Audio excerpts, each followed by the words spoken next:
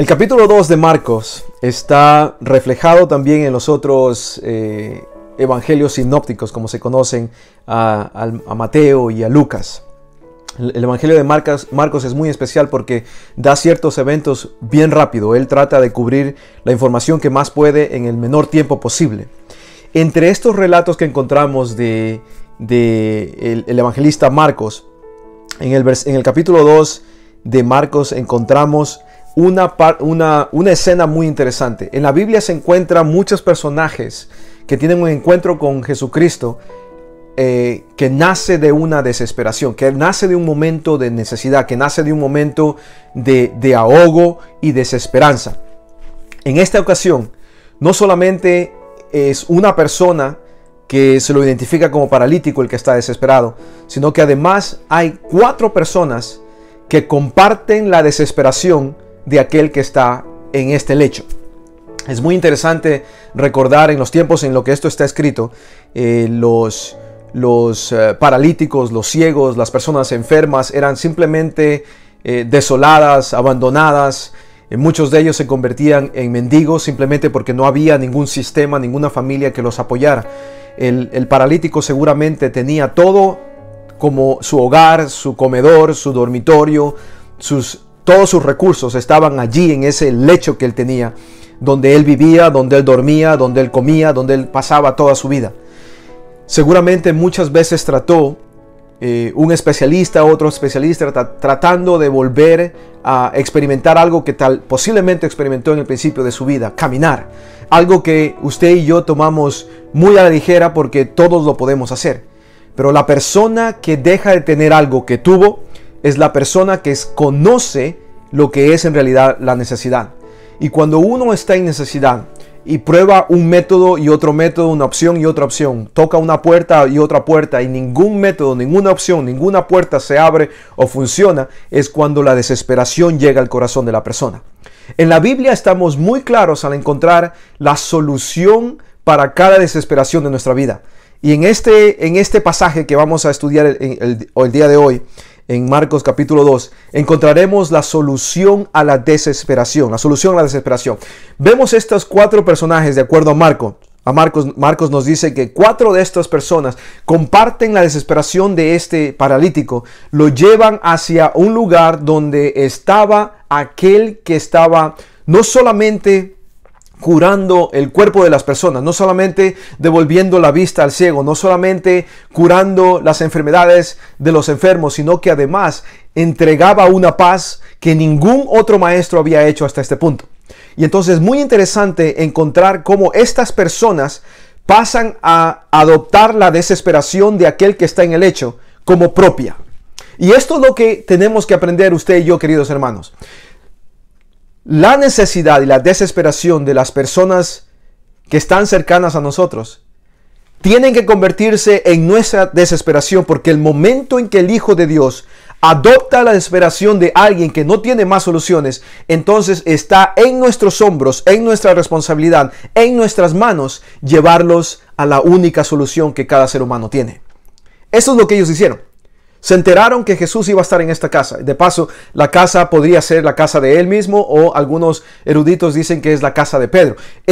Las casas en estos tiempos eran casas pequeñas, no eran muy grandes, no cabía mucha gente, así que no tomaba mucha gente para llenarla. Pero el texto nos dice que estaba repleta. Tan repleta que cuando estos 4 desesperados, trayendo a otro más en el lecho, más desesperado que ellos todavía, trayéndolo hacia la casa, se dan cuenta de que la puerta que da hacia la persona que está en el medio, Marcos y Lucas capítulo 5 nos informan que el poder del Espíritu, el poder del Señor estaba presente para curar. Y nos dice que Jesús estaba predicando la palabra de Dios. Esta palabra poder que nos dice Lucas es la palabra de donde tenemos la palabra dinamita. Es un poder, es una habilidad, es un poder físico que Lucas nos dice que está presente en este momento. Y es importante mantener eso en nuestra mente para lo que vamos a ver después en el texto. Entonces ellos llegan a la casa está repleta, no se puede pasar por los medios normales. La puerta que es para entrar a la casa está bloqueada totalmente por la gente, y entonces en el momento en que se desesperan más porque no pueden llegar posiblemente a la última solución y la única solución que esta persona tiene en este momento. El que está consagrado a Dios, el que tiene su fe puesta en la única solución, decide buscar por otra opción. Otra opción. Porque el Hijo de Dios sabe que cuando una puerta se cierra, otras son abiertas por el poder de Dios. Y esa puerta, esa opción, esa otra recurso se abre y ellos miran hacia el techo de esta casa. En esos tiempos las casas fueron hechas, algunos de ustedes tal vez habrán visto esto, una mezcla entre barro y straws, un poco de madera, y entonces pasaba con el sol a secarse tanto que se hacía paja. Disculpen, la paja se mezclaba de tal manera que con esto y el sol que se ponía duro, pero no tan duro para no ser posible de abrirlo. Ellos ven en este techo que no era de concreto, pero era duro, no un obstáculo, pero una posibilidad para llevar a esta persona, al paralítico, a la única posibilidad que tiene de sanación. Todo lo que ellos tienen en su mente es: esta persona necesita sanación, necesita caminar otra vez, está desesperado y necesita caminar. Vamos a hacer lo imposible para que llegue a los pies del único que tiene la solución. Y entonces ellos se van al techo, comienzan a escarbar en el techo y hacen un hueco en el techo, crean otra posibilidad, crean una puerta donde no había, crean una posibilidad donde no existía, crean una opción donde definitivamente estaba cerrada y no había más. Ellos crean la posibilidad. ¿Por qué? Porque están desesperados y porque la desesperación del paralítico pasa a ser la desesperación de ellos mismos. El texto nos dice que no se pueden acercar, que llegan al techo, lo desbaratan, entran y bajan el lecho hacia los pies de aquel que estaba con el poder de Dios y predicando la palabra de Dios. Dos cosas muy importantes que necesitamos mantener en nuestra mente al momento que seguimos laborando y trabajando con nuestro texto. Así, el versículo 5 es muy poderoso porque esta es la reacción de aquel que ve a este lecho descender. Ahora, imagínense en todo este montón de gente viendo cómo esto, primeramente que el techo estaba siendo desbaratado sobre ellos. Segundo, el lecho comienza a bajar con esta persona en el lecho. Llega el lecho a los pies, al piso de la sala, si podríamos decir, a los pies del sanador. Y en este momento, la atención de toda la gente ya no está en aquel rebulicio que estaba sucediendo en el techo. Ahora la atención está en aquel que está en el lecho. Y todo el mundo está pensando, ¿qué es lo que necesita esta persona? ¿Qué es lo que hace que esta persona haya llegado hasta allí? Pero en el momento en que todo el mundo está pensando esto, el sanador apunta y piensa en aquellos que hicieron esta obra.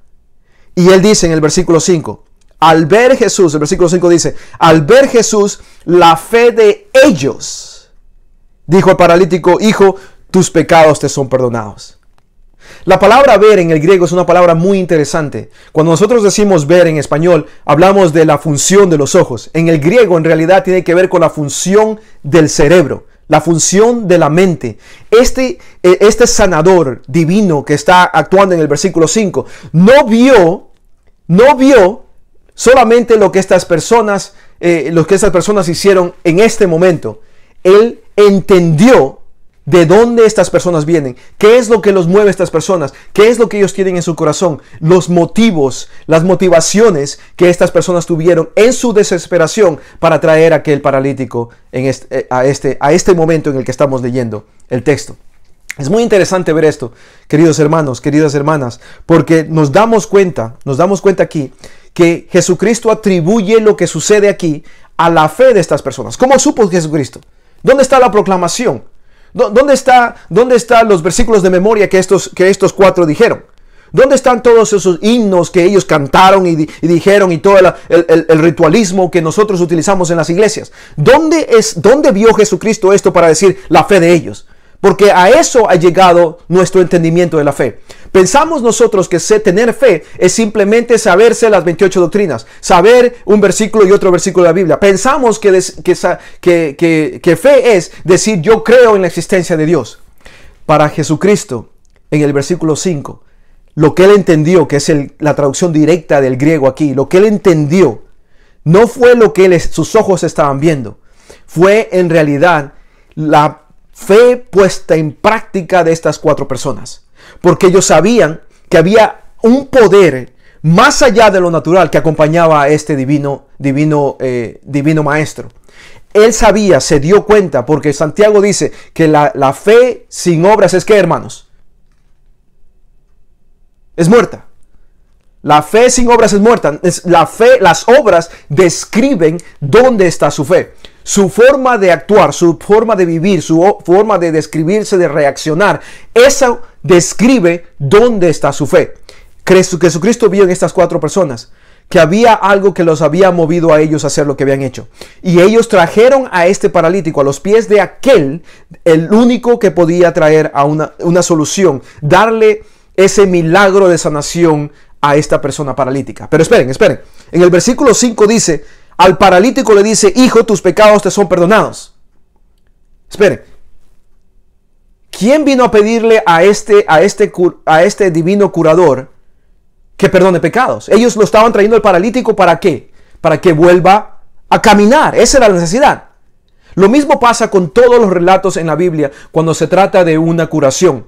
Las personas traen a los enfermos. El ciego viene hacia Jesús. El paralítico viene hacia Jesús. El enfermo viene hacia Jesús. Viene para ser curado. Pero antes de recibir la curación física, hay una curación que Jesucristo da. Y quiero que veamos eso en el versículo 5. Pero antes de entrar a lo que hace Jesucristo con la parte espiritual de este ser humano, Jesucristo le llama a este ser humano que seguramente pasó mucho tiempo, la mayoría del tiempo de su vida, arrastrándose, comiendo polvo, miseria, abandonado, alejado, incluso marcado por la sociedad. A esta persona que nada creía bueno que le podía pasar en la vida, a esta persona que se sentía destruida, se sentía desesperada, a esta persona le llama hijo. Hijo. ¿Qué es lo que está sucediendo aquí? ¿Por qué Jesucristo empieza de esta manera? La palabra hijo, la palabra en español hijo, viene por lo menos 2 palabras griegas en la Biblia. Estas 2 palabras griegas son muy interesantes y están llenas de significado. La palabra griega que está utilizada aquí en el versículo 5 es la palabra teknon. Y quiero que la sepan porque esta palabra identifica lo que Jesucristo está haciendo con esta persona y lo que Jesucristo quiere hacer con cada uno de nosotros. Teknon simplemente significa ser adoptado nuevamente como hijo. En otras palabras, ser dependiente nuevamente. Les voy a traducir esto, queridos amigos. No los veo sorprendidos. Cuando yo vi esto me sorprendí. ¿Saben por qué? Porque la palabra teknon está siendo dicha a alguien que no tenía nada. La palabra teknon está siendo utilizada por el gran maestro con alguien que le faltaba todo. La palabra teknon, hijo, está siendo utilizada por el gran maestro, por el Señor de señores, para describir a aquel quien vivió en miseria la mayoría de su vida. Lo que Cristo está diciendo, queridos amigos, escuchen por favor, es: a ti te faltó, pero de ahora en adelante tú eres mi hijo, tú eres mi dependiente. De ahora en adelante yo voy a proveer para ti. Imagínense de esto, queridos amigos. Imagínense cuánto impacto tuvo esta simple palabra, una palabra cortita, pequeña, en el corazón de este paralítico. A ti, a quien te faltó. Tú quien viniste por algo, tú quien me estás buscando por sanidad. A ti te digo, no solamente te voy a dar sanidad. Tú eres mi hijo, tú eres mi dependiente. De ahora en adelante, tú dependes de mí y lo que te haya faltado, yo... Y recuerden quién le está diciendo. Le está diciendo a aquel que hace de lo imposible posible. Le dice: tú recibirás toda mi herencia porque de ahora en adelante eres mi dependiente, eres mi descendiente, eres mío, hijo.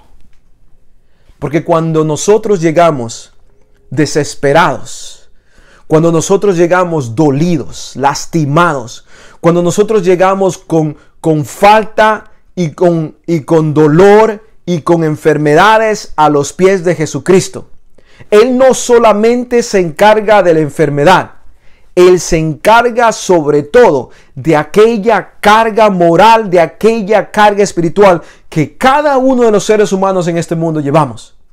La mejor solución, más allá de que tu cuenta de banco tenga fondos, de que tu cuerpo sea saludable y joven, de que tus órganos en tu cuerpo funcionen bien, de que tu mente esté funcionando bien, en el compás del Dios Todopoderoso, hay algo más importante que eso, y es cómo está tu corazón el día de hoy. Hijo, tus pecados te son perdonados. Tus pecados te son perdonados. Por el tiempo, quiero terminar en este versículo simplemente para recordarnos que aquel a quien nosotros buscamos para esas necesidades momentáneas, cuando no puedo pagar la renta, cuando me diagnosticaron una enfermedad que yo no pensé que la iba a tener, aquel que cuando todos me abandonan, yo pienso que Él me va a proveer a alguien que me acompañe. Aquel a cual vengo solamente cuando yo necesito.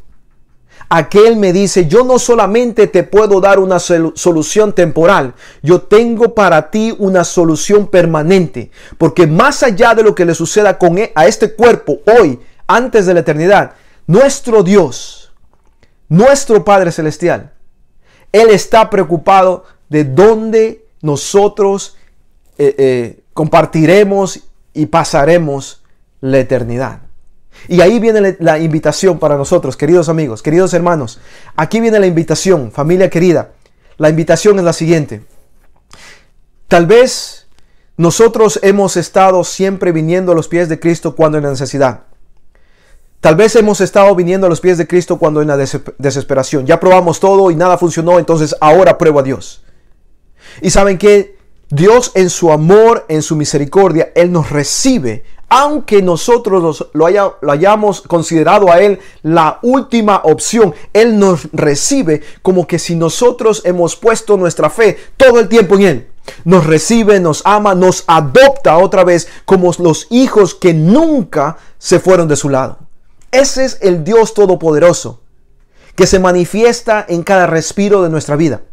Ese es el Dios Todopoderoso que se manifiesta en cada momento que nosotros abrimos nuestros ojos, en cada momento en que vemos a una sonrisa en un niño, en cada momento en que vemos al sol salir. Ese es el Dios que se manifiesta en cada evento de nuestra vida, incluso cuando nosotros no reconocemos su presencia. Ese Dios es el que nos llama hoy a que entreguemos nuestra vida mientras las cosas estén bien, para que de tal manera cuando las cosas no estén tan bien, pasen de esa manera, nosotros sepamos en quién confiamos. Sepamos en quién confiamos. La fe es un componente importante en la vida cristiana.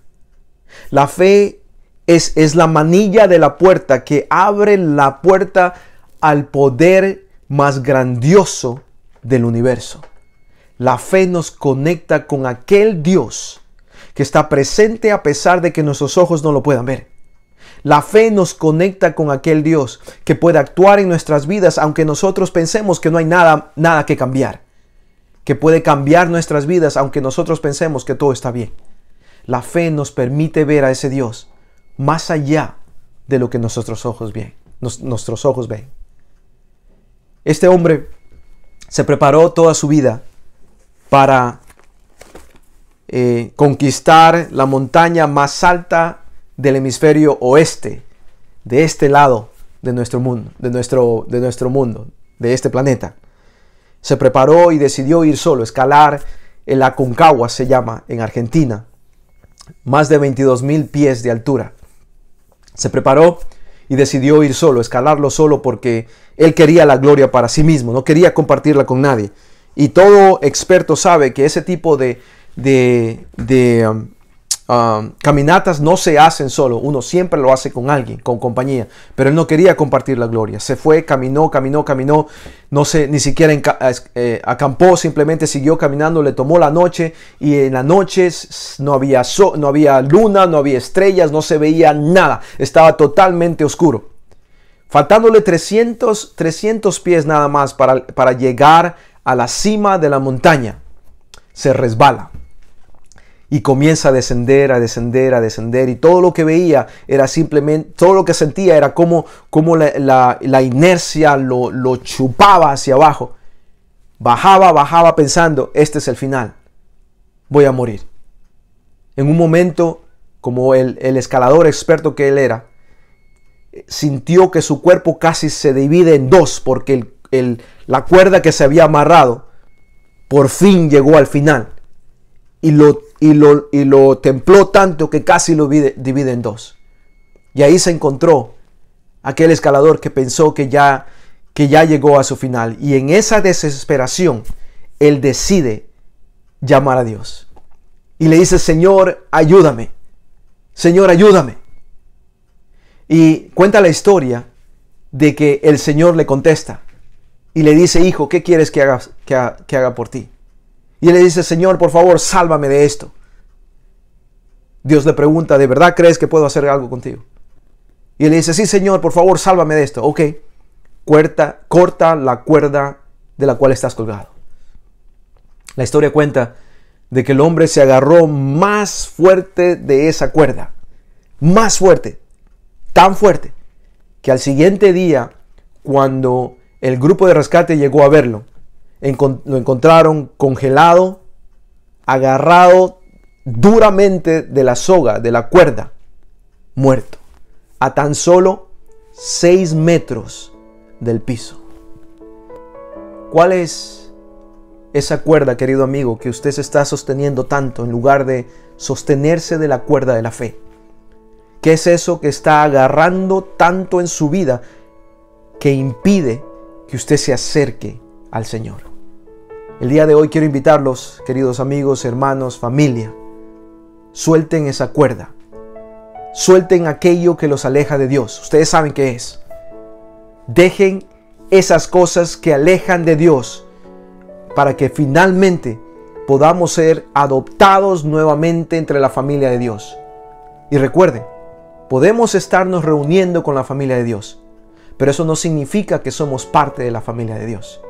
Para ser parte de la familia de Dios, nosotros mismos, cada uno de nosotros, tenemos que escuchar la palabra hijo, hija, salir de los labios de aquel que tiene poder para adoptarnos otra vez y tomarnos como dependiente suyo.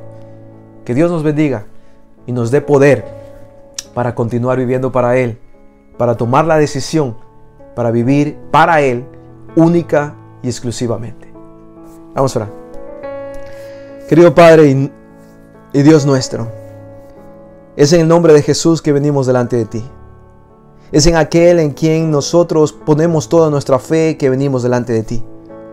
Es en aquel que puede solucionar nuestros problemas, puede curar nuestras enfermedades, pero más importante que eso, puede sanar el problema del pecado en nuestros corazones, en el nombre de quien venimos delante de ti. Pidiéndote, Señor, que ese poder descrito por Lucas se convierte en la potestad descrita por Marcos después, que nos da la autoridad para huir aquello que nos separa de Dios. Rogamos, Señor, tu bendición y pedimos que nos ayudes a soltar esa cuerda para que podamos, en lugar de agarrar la cuerda, abrazarte a ti y nunca más dejarte ir de nuestras vidas. Gracias por tu misericordia, Señor. Gracias por bendecir a cada persona en este lugar. Gracias por estar con nosotros y mostrarnos tu amor, tu misericordia y sobre todo, mostrarnos a tu Hijo Jesús. Es en el nombre de Él que oramos todo esto, en el maravilloso y poderoso nombre de Jesús. Amén.